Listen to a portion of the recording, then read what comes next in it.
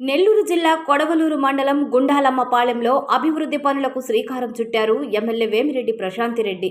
గ్రామంలో సీసీ రోడ్లు, శ్మశాన అభివృద్ధి, విలేజ్ హెల్త్ క్లినిక్ నిర్మాణాలకు శంకుస్థాపనలు చేశారు.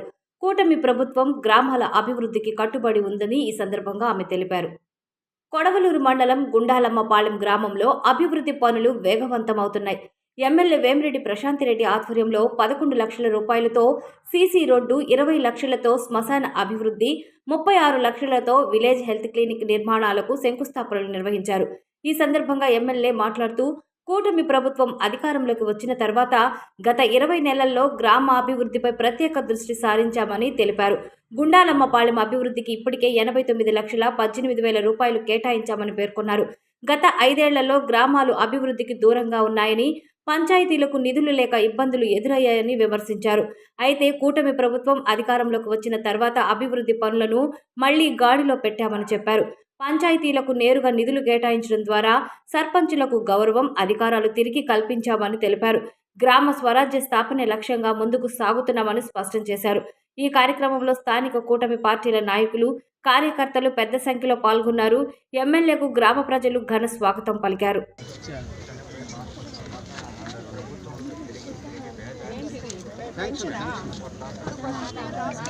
ఇప్పుడు రాసింది 6 అడుగులు లోతు ఉంటుంది. లెవెల్ చేసామక్క ఫిల్లింగ్ చేయాలి. లాస్ట్ టైం చేసి పంపించాను.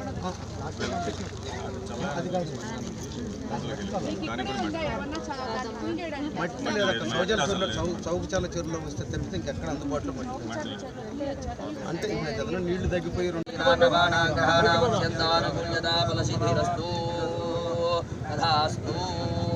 ధ్రువందే రాజావరుణో ధ్రువందే భో బృహస్పతి ధ్రువంత ఇంద్రస్యాగ్నిశ్చ రాష్ట్రంధారయతా ధ్రువో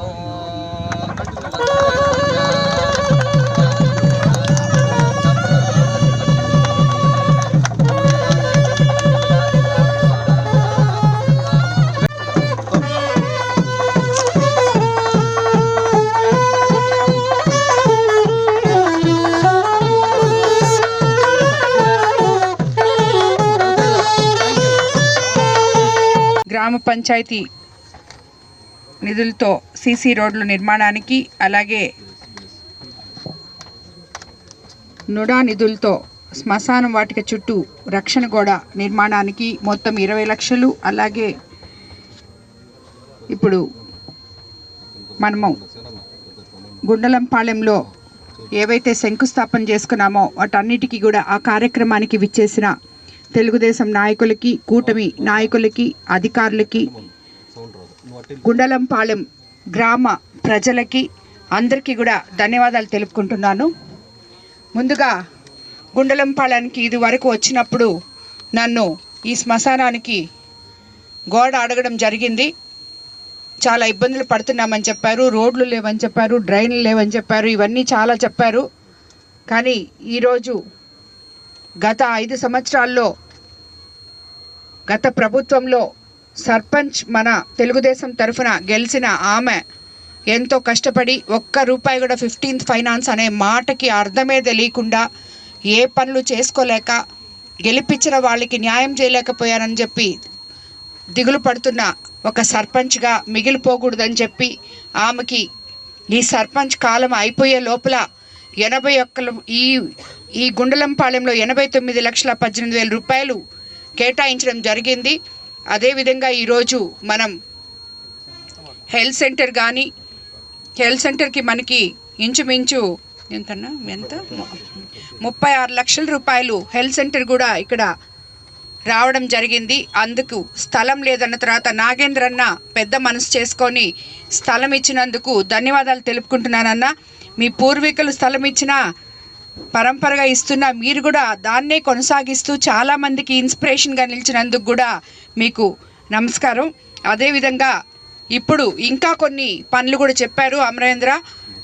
ముందుగా చల్లాయి అనాథులకి అక్కడ కాలువ గట్టు మీద ఉన్న వాళ్ళకి చదర పెడితే వాళ్ళకి స్థలం వస్తుంది, వాళ్ళు సరిగ్గా ఇల్లులు కట్టుకుంటారు అని చెప్తున్నారు. ఇమీడియట్గా దాన్ని వచ్చే నెలలో అవి మనం ఇవ్వాలని కూడా మీకు నేను తెలియజేసుకుంటున్నాను. అలాగే ఇక్కడ మిగిలిపోయినున్న ఏ పనులు కూడా గుండలంపాలెంలో తప్పకుండా చేస్తాం. ఇంతకుముందు కూడా అమరేంద్రకి చెప్పాను, నీకేం పనులు కావాలో వచ్చి చేయించుకోవయా, నువ్వు అసలు అడగకపోతే నీకు పనులు ఎడ తెలుస్తాయని. దాంతో ఇప్పుడు వచ్చి పనులు అడిగి ఇవన్నీ కూడా చేయించుకుంటున్నారు. ఇక్కడున్న నాయకులు ప్రతి ఒక్కరూ కూడా గుండెలంపాలెం ఇంకా ఇంకా ముందుకెళ్ళాలని, అభివృద్ధి చెందాలని కోరుకుంటుండే ప్రతి ఒక్క నాయకులకి, సురేష్కి కానీ అలాగే మన అమరేంద్రకు కానీ అందరికీ కూడా, ఈ స్థానిక నాయకులకి అందరికీ నేను ధన్యవాదాలు తెలుపుకుంటున్నాను. రాబోయే రోజుల్లో గుండెలంపాలెన్ని ఇంకా అభివృద్ధి చేస్తామని చెప్పి మీకు అందరికీ నేను మాటిస్తున్నాను. తప్పకుండా అదేవిధంగా మనం అందరం నడుచుకుందామని కూడా తెలియజేసుకుంటూ ధన్యవాదాలు తెలుపుకుంటున్నాను.